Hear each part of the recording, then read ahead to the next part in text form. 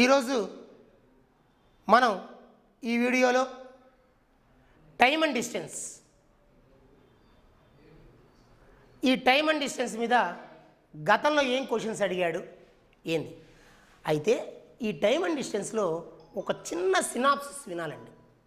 ఒక చిన్న బిట్ ఏంటిదంటే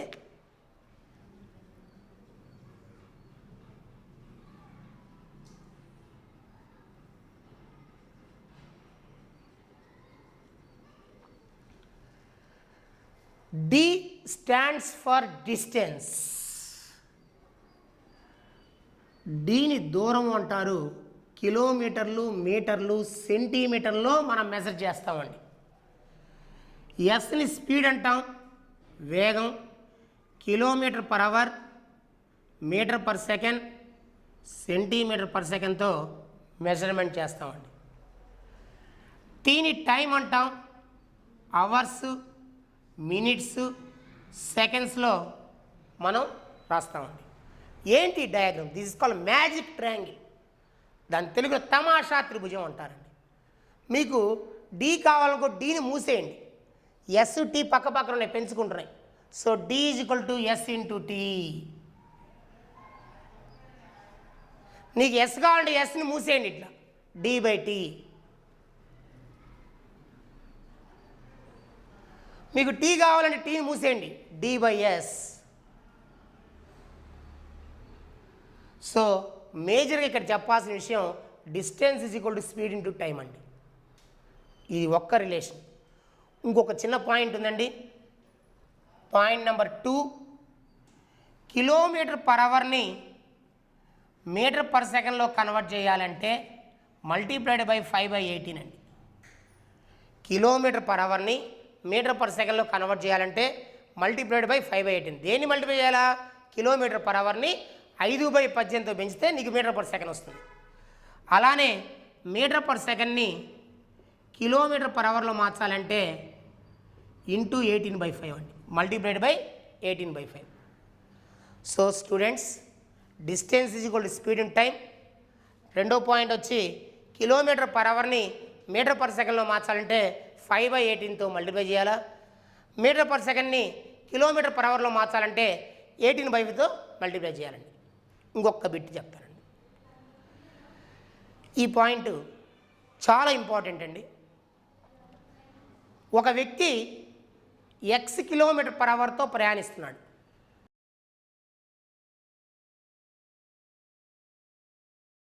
ఒక వ్యక్తి ఎక్స్ కిలోమీటర్ పర్ అవర్తో ట్రావెల్ చేస్తున్నాడు.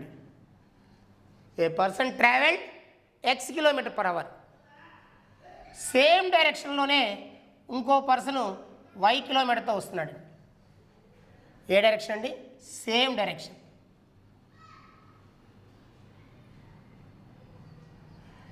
వీళ్ళిద్దరి మధ్య పుట్టే స్పీడే రిలేటివ్ స్పీడ్ అండి. దాని సాపేక్ష వేగం అంటారు, రిలేటివ్ స్పీడ్ అంటారండి. X minus y kilometre per hour అండి. అంటే ఇద్దరు కూడా సేమ్ డైరెక్షన్లోకి వెళ్తే ఎక్స్ మైనస్ వై రాస్తామండి. అదే ఒక వ్యక్తి ఎక్స్ కిలోమీటర్ పర్ అవర్తో వెళ్ళాడు, తన ఆపోజిట్గా వై కిలోమీటర్ పర్ అవర్తో వస్తున్నాడండి, ఆపోజిట్ డైరెక్షన్. ఇక్కడ పుట్టే స్పీడ్ కూడా రిలేటివ్ స్పీడే. So relative speed X plus Y KMPH. X plus Y KMPH. చూడండి, ఇక్కడ మేజర్ ఇంపార్టెంట్ పాయింట్ ఈ రెండేనండి. ఇద్దరు వ్యక్తులు కానీ, 2 ట్రైన్లు కానీ, 2 బస్సులు కానీ, 2 కార్లు కానీ, లేదా ఒక బస్సు ఒక కారు కానీ, వాట్ ఎవర్ ఇట్ మేబీ, ఏదైనా కావచ్చండి. సేమ్ డైరెక్షన్లో కనుక వెళ్తే వాళ్ళిద్దరి మధ్య పుట్టే స్పీడ్ అంటే కంపారిజన్ చేస్తున్నప్పుడు వచ్చే స్పీడే రిలేటివ్ స్పీడ్ అండి.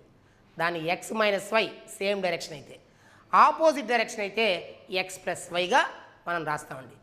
బస్ వీటి మీద గతంలో అడిగిన క్వశ్చన్స్ని మనం ఈరోజు డిస్కస్ చేద్దాం.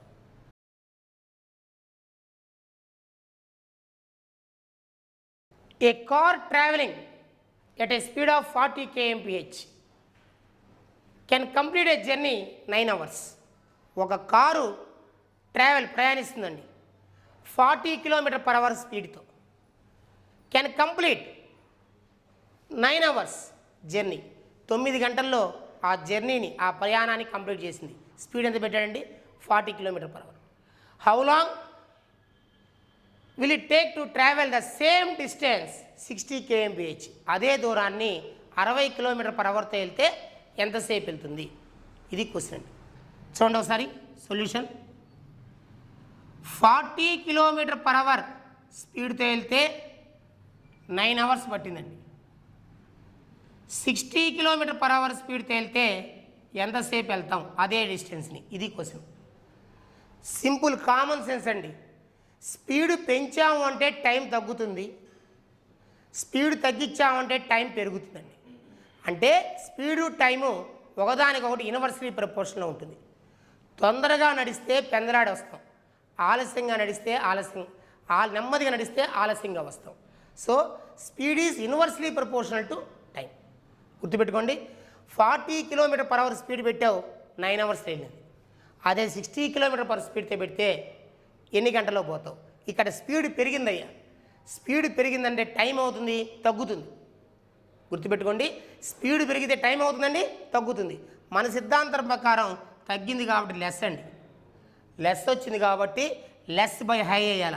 40/60 × 9. 0 0 cancel. 3 2s 3 3s 2 2s 2 3 2 3s are 6 hours. Right.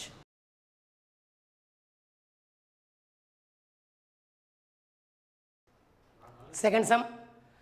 The speeds of 3 cars are in the ratio 4:3:2 అండి. ఈ కారు యొక్క రేషియోస్ స్పీడ్స్ అండి. 3 కార్స్ 3 కార్ల యొక్క స్పీడ్ల రేషియో ఇచ్చాడు. 4:3:2 అండి. What is the ratio time taken by the cars to cover the same distance? Time taken కనుక్కోమన్నాడు. ఇందాక చెప్పానండి, స్పీడ్లు టైంలు ఒకదానికొకటి ఇన్వర్స్లీ ప్రపోర్షన్లో ఉంటాయి. ప్రాబ్లంలో స్పీడ్స్ ఇచ్చాడండి. స్పీడ్స్ 4:3:2 అండి. టైం కనుక్కోమన్నాడండి. స్పీడు టైం ఇన్వర్స్లీ ప్రపోర్షన్ ఉంటాయి కాబట్టి 1/4 1/3 1/2 అండి. మీకు గత వీడియోలో చెప్పా, ఫ్రాక్షన్స్లో ఉంటే రేషియోని మనం సింపుల్ రేషియోలోకి మార్చుకోవాలండి. ఏం చేయమని చెప్పాము? 4 3 2కి ఏదైనా మల్టిప్లికేషన్ ఆర్ ఎల్సిఎం. ఎల్సిఎం వల్ల బెస్ట్ ఏంటంటే కరెక్ట్ వాల్యూ బయటకు వచ్చేస్తుంది 1 స్టెప్లోనే. 4 3 2కి ఎల్సిఎం వచ్చి 12 అండి. సో 12తో ప్రతి దాన్ని మల్టిప్లై చేయాలి. ప్రతి దాన్ని 4 1s are 4 3s 3 4s 2 6. So answer is 3:4:6.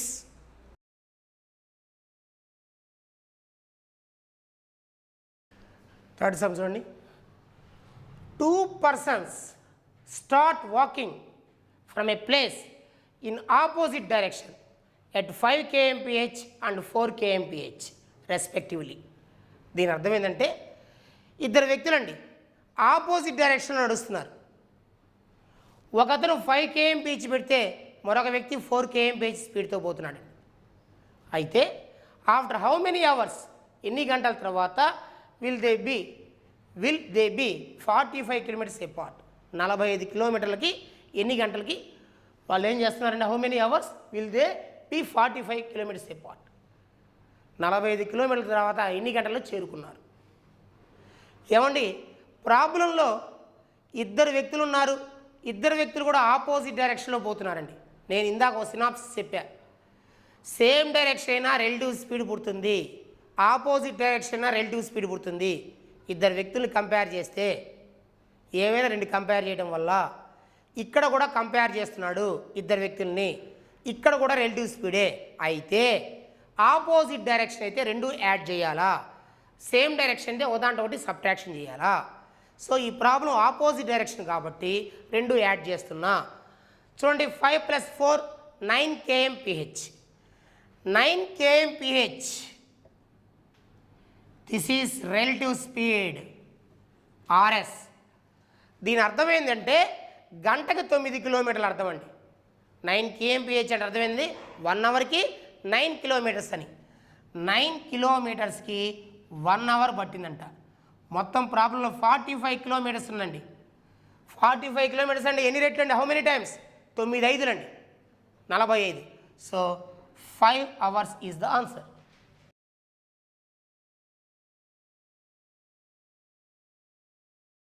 Number of times అడిగారండి గత కాంపిటేటివ్ ఎగ్జామినేషన్స్లో. Walking 4/5 of his usual speed. A man reaches is late by 20 minutes. Speed 4/5 పెట్టాడండి యూజువల్ స్పీడ్లో.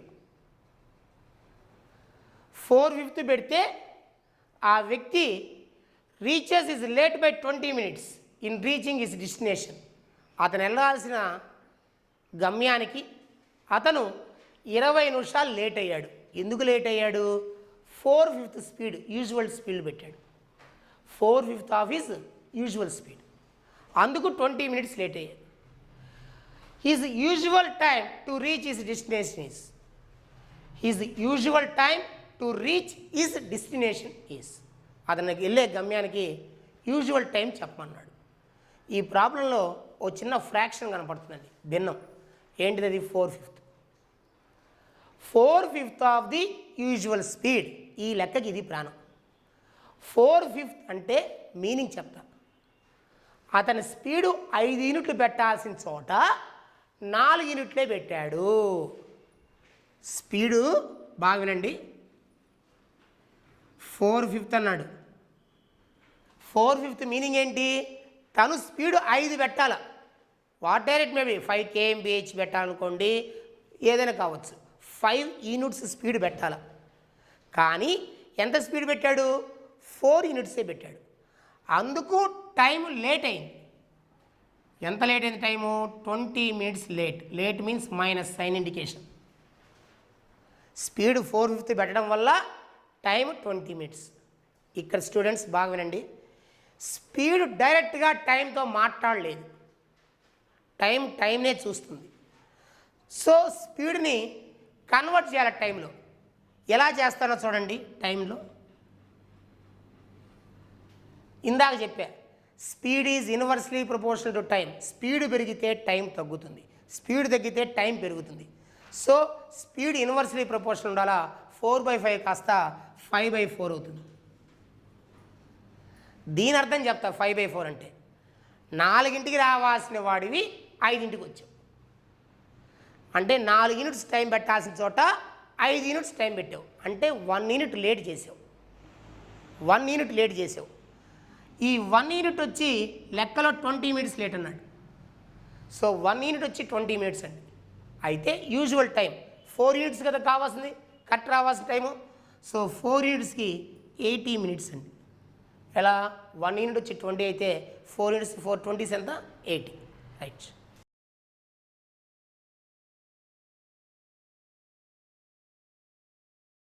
Next sum. ఏ థీఫ్, దొంగ, running at 8 km/h is chased by a police man whose speed 10 kmph. ఒక దొంగ పరిగెడుతున్నాడండి, 8 km/h వేగంతో పరిగెడుతున్నాడు. అతని వెనకాల police man కూడా chase చేస్తున్నాడు. అతని స్పీడ్ 10 kmph. అతని స్పీడ్ 10 kmph, దొంగ స్పీడ్ 8 kmph. మీరు గమనించాలా, దొంగ ముందెళ్తుంటే వెనకాల పోలీస్. దొంగ స్పీడ్ 8, పోలీస్ వాడి స్పీడ్ 10. సో దొంగ స్పీడ్ 8 kilometers, పోలీస్ ఆయన స్పీడు 10 km/h అండి. సేమ్ డైరెక్షన్లో వెళ్తుంటారండి, అంతేగాని సినిమాలో చూపిస్తున్న ఎదురు రారు. ఈ ప్రాబ్లంలో 8 km/hతో థీఫ్ వెళ్తే థీఫ్ని చేజ్ చేసిన ఎవరు? పోలీస్. 10 kmph స్పీడ్తో చేస్తాడు. Then the time required for the police man to catch the thief will be. అయితే if the thief is 100 meters ahead, దొంగ 100 మీటర్ల దూరంలో ఉన్నాడు పోలీస్ అతనికి. అంటే దాని అర్థం ఏంటంటే పోలీస్కి థీఫ్కి మధ్య డిస్టెన్స్ 100 meters అని అర్థం. అయితే ఈ యొక్క పోలీసు ఎప్పుడు క్యాచ్ చేస్తాడు ఎవరిని? థీఫ్ని. అంటే ఏ టైం దగ్గర క్యాచ్ చేస్తాడు? ఇది క్వశ్చన్ అండి. రైట్. ఇప్పుడు మీరు ఈ లెక్కలో గ్రహించాల్సిన విషయం ఏంటంటే పోలీస్ యొక్క స్పీడు 10 kmph, దొంగ speed thief speed 8 kmph. Same డైరెక్షన్లో వెళ్తున్నారండి. సార్ వాడు సేమ్ డైరెక్షన్ ఇవ్వలేదు కదా, మీరు ఎట్లా చెప్తారు అంటే జనరల్ లాజిక్స్, కామన్ సెన్స్. దొంగ వెనకాలే పోలీసు పరిగెడతాడు. సో దొంగ speed 8 km/h, police speed 10 km/h. అక్కడ వాళ్ళిద్దరి మధ్య పెట్టే speed relative speed. Relative speed same డైరెక్షన్లో ఏం చెప్పానండి, సబ్ట్రాక్ట్ చేయమని చెప్పా. 10లో నుంచి 8 పోతే 2 kmph. 2 kmph. దీని అర్థం ఏంటంటే 2 km/h, గంటకి 2 కిలోమీటర్లని. 2 కిలోమీటర్లు అంటే 2000 మీటర్లు అండి. 2000 మీటర్లు వచ్చి 1 అవర్ అంటే 60 మినిట్స్ అండి. 2000 మీటర్లు వచ్చి 60 మినిట్స్. ఎందుకు మీటర్లో మార్చుకున్నాను, లెక్కలో వాళ్ళిద్దరి మధ్య దూరం మీటర్లో ఇచ్చాడు కాబట్టి. సో 100 మీటర్లు వచ్చి ఎంత, 2000 మీటర్లు వచ్చి 60 నిమిషాలు అయితే 100 మీటర్లు తగ్గుతుంది కాబట్టి తక్కువ బై ఎక్కువ వేస్తాం. అదే ఎక్కువ ఉంటే ఎక్కువ బై తక్కువ వేస్తాం. సో తగ్గింది కాబట్టి తక్కువ బై ఎక్కువ. 100/2000 × 60. ఈ 2 zeros 3 zeros క్యాన్సిల్ అండి. 3 మినిట్స్లో ఆ యొక్క పోలీసు వ్యక్తి, ఆ పోలీస్ మ్యాను థీఫ్ని క్యాచ్ చేస్తాడు. 3 minutes is the answer.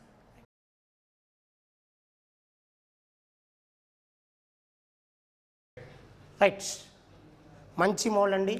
Number of times అడిగాడు ఈ model. If a boy walk from his house to school at the rate of 4 kmph, he reaches the school 10 minutes earlier than the scheduled time. ఏంటి అర్థం, if a boy walk, కొత్తగా కలసోడు ఎందుకు వచ్చిందంటే మర్చిపోయాను.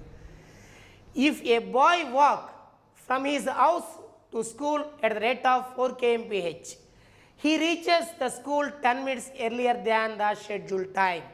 అంటే ఏ bye, ఒక బాలుడు తన హౌస్ నుండి స్కూల్కి వెళ్తున్నాడండి. 4 km/h స్పీడ్ పెట్టి వెళ్తూ ఉన్నాడు తన ఇంటి నుంచి స్కూల్కి. అలా వెళ్తుంటే స్కూల్కి రీచ్ అయ్యాడు అనుకున్న టైం కన్నా 10 నిమిషాలు ముందుగానే. దాన్నే పెందలాడే. అంటే 4 km/h స్పీడ్తో వెళ్తుంటే తను అనుకున్న టైం కన్నా పెందలాడే చేరాడు. ఎంత పెందలాడే చేరాడు, 10 minutes ముందుగా వచ్చేసాడు. However if he walks at the rate of 3 kmph, 3 km/hతో కనుక వెళ్తుంటే హీ రీచెస్ 10 minutes లేట్, తన స్కూల్కి 10 నిమిషాలు ఆలస్యంగా వెళ్తాడు అనుకున్న టైం కంటే. Find the distance of his school from his house, తన ఇంటి నుంచి స్కూల్కి ఎంత డిస్టెన్స్ ఉందో కనుక్కోమన్నాడు. బాగా వినండి, 2 మెథడ్లు చెప్తానండి. దీనికి ఈ మోడల్కి distance is equal to product of the speeds by difference of the speeds into difference of time. ఇది ఎందుకు చెప్తున్నానంటే ఒకసారి ఎస్ఎస్సి ఎగ్జామినేషన్లో అంకెలు ఇవ్వకుండా వేరియబుల్స్ ఇచ్చాడు, ఎక్స్ వైలు. అప్పుడు ఇది రావాల్సి వచ్చింది. అందుకు ఇది కూడా నేర్చుకోండి. ఫస్ట్ మెథడ్ అండి, distance is equal to product of the speeds by difference of the speeds into difference of time. Product of the speeds, మీకు ఈ ప్రాబ్లం 2 రకాల స్పీడ్లు కనబడుతున్నాయి, 4 1 3 1. 4 3 12. డిఫరెన్స్ ఆఫ్ ది స్పీడ్స్, 4లో 3 పోతే 1 ఇంటూ డిఫరెన్స్ ఆఫ్ టైం. ఇక్కడ జాగ్రత్త అండి, 10 minutes early ఒక time. Early అంటే పెందలాడ రావటం. 10 minutes లేట్, 10 నిమిషాలు ఆలస్యం. ఇలా 2 రకాల టైంలు మీకు దర్శనం ఇస్తున్నాయి. ఒకటి ఎర్లీ కాబట్టి ప్లస్ వాడా, ఒకటి లేట్ కాబట్టి మైనస్ వాడా. డిఫరెన్స్ ఆఫ్ టైం, వీటి డిఫరెన్స్ కావాలా? అందరూ ఏమనుకుంటారు, డిఫరెన్స్ 10లో 10 పోతే 0 అనుకుంటారు. తప్పండి. డిఫరెన్స్ అంటే ఇక్కడ మైనస్ సైన్ ఉంటుంది, ఇక్కడ మైనస్ ఇంటూ మైనస్ ఏమవుతుందండి 10. 10 కూడితే 20 minutes వస్తుంది. ఈ 20 minutes అవర్లో మార్చాలా, బై 60 కొట్టు, బై 60, డివిజన్ బై 60. సో 12 1 12 5 అండి, 5 1 5 4. సో 4 kilometers అండి. ఎక్కడి నుంచి, తన ఇంటి నుంచి స్కూల్కి. సో స్టూడెంట్స్ సెకండ్ మెథడ్ విందాం. డిస్టెన్స్ కావాలండి. LCM of 2 speeds into difference of time. ఇది ఒక లాజిక్ అండి. ఎల్సిఎం ఆఫ్ 2 స్పీడ్స్ 3, 4 ఎల్సిఎం ఎంతండి? 12. డిఫరెన్స్ ఆఫ్ టైం పెద్ద కంగారు లేదు.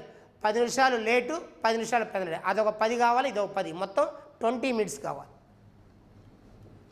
20/60, 20 1s 23s, 3 4s అండి. So answer is 4 kilometres distance.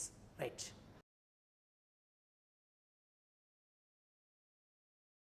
Problem ఏనండి?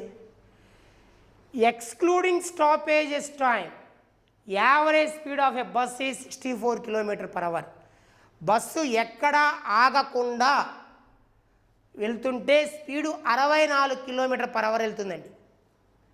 And average speed of the bus including stoppage time is 48 km/h. ఆగుతూ పోతుంటే తన యొక్క స్పీడు 48 km/h అండి. How much time the bus stops on average per hour? ఆ stoppage దగ్గర ఎన్ని నిమిషాలు ఆగుతుంది? ఇది క్వశ్చన్. మరొకసారి రండి. ఒక బస్సు ఎక్కడా ఆగకుండా 64 km/h వెళ్తుందండి. ఆగుతూ వెళ్తుంటే 48 km/h వెళ్తుంది.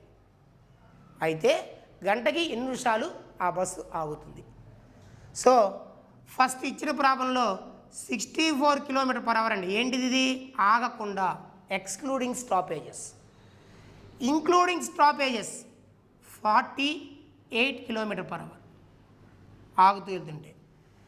ఏమండి స్పీడ్ ఎంత తగ్గిందండి? 64, 48 డిఫరెన్స్ ఎంత? 64 నుంచి 48 తీసేస్తే 16 km/h అండి. సో దీని డిఫరెన్స్ 16 km తగ్గిందండి. తగ్గడం అంటే ప్రీవియస్ క్లాస్లో చెప్పే వీడియోలో డిక్రీజింగ్ ఆర్డర్. తగ్గడం అంటే డిక్రీజింగ్ ఆర్డర్. డిక్రీజింగ్ ఆర్డర్లో హైయెస్ట్ మీద ఆధారపడతాం. ఈ రెండు నెంబర్స్లో హైయెస్ట్ వచ్చి 64 అండి. సో ఇంకా km/h రాయాల్సిన అవసరం లేదండి. అక్కడ పైన 16/64. ఇది అవర్స్లోకి వెళ్ళిపోతుంది. ఇంటూ మినిట్స్లో మార్చాలి కాబట్టి ఇంటూ 60 minutes. సో 16 4 4 15. సో 15 నిమిషాలు అది ఆగుతూ ప్రయాణిస్తుందండి. రైట్.